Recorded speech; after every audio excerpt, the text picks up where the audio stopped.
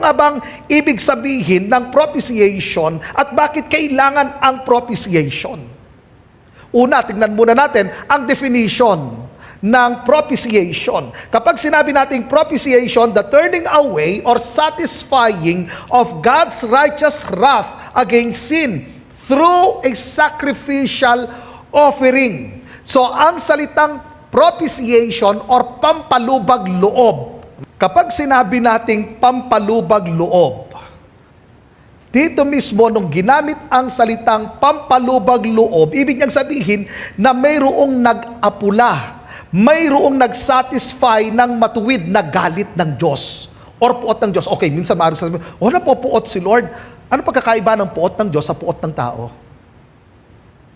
Ang puot ng Diyos, ang pinag-ugatan niyan ay sa holiness ng Diyos at sa kanyang pagiging just. Makatarungan ng ating Diyos. Banal at makatarungan ang Diyos. Yan ang pinag-ugatan ng puot ng Diyos. Hindi katulad ng tao. Bakit tayo napopuot? Out of bitterness, di ba? Gusto natin patayin, gusto natin sampalin yung tao, gusto natin sumpain yung tao. Kaya nasasabi natin, sana mamatay ka, sana yung business mo mabankrupt. Gusto nating gumanti.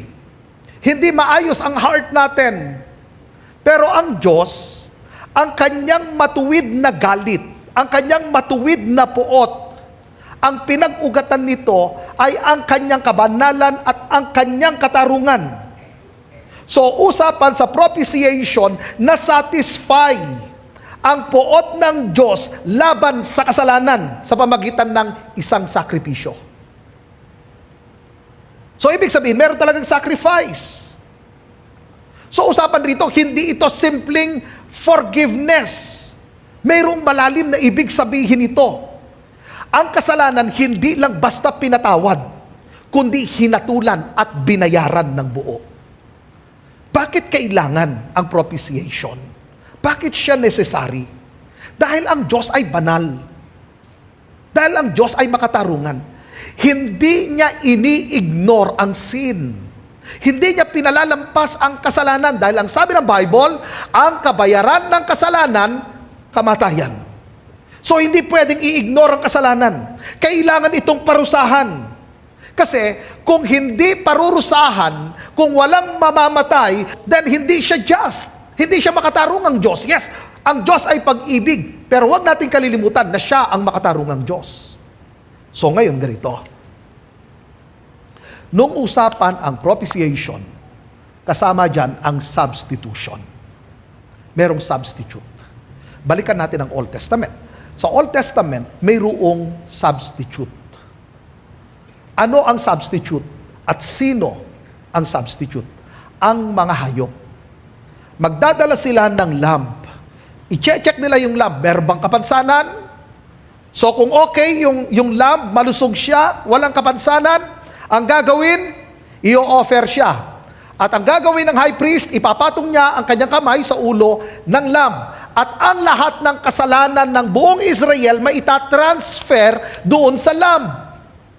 At pag nai-transfer na yon, kasi siya ang substitute, siya ang pampalubag loob para pansamantala ito ginagamit ko, dahil sa Old Testament, pansamantalang humupa ang galit ng Diyos. So pag nai-transfer ang kasalanan ng mga Israelita, papatayin yung lamb at kukunin yung kanyang blood at idadala sa Holy of Holies at iwiwisik sa mercy seat. Ngayon, pagdating sa chapter 2, verse 17 and 18,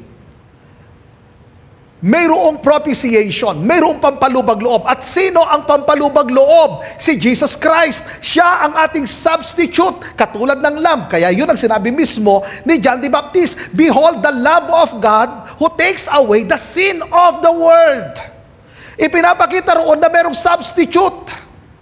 Merong propitiation, merong aako ng kasalanan natin. Kaya nga, tandaan ninyo, ang forgiveness ay grace ng Lord. Sa atin na mga nanampalataya kay Kristo, ang natanggap natin, forgiveness. Ano ang natanggap ni Jesus Christ? Ang parusa, ang puot ng Diyos. Yun ang natanggap ni Kristo sa krus. So ngayon, naiintindihan na ninyo na ang forgiveness ay hindi basta-basta. Kasi meron nagbayad ng penalty ng kasalanan natin. Ang ating Panginoong Sus sa krus, siya ang hinatulan. Siya ang tumanggap ng penalty ng sin. Siya ang tumanggap ng poot ng Diyos upang ang matanggap natin kapatawaran. Yun ay para sa mga nanampalataya kay Kristo. Hindi automatic yan na lahat ng tao mapapatawad na ang kanilang kasalanan. Dahil ang sabi ng Bible, ang mga makakatanggap lang nito ay yung mga sumampalataya kay Hesus Kristo.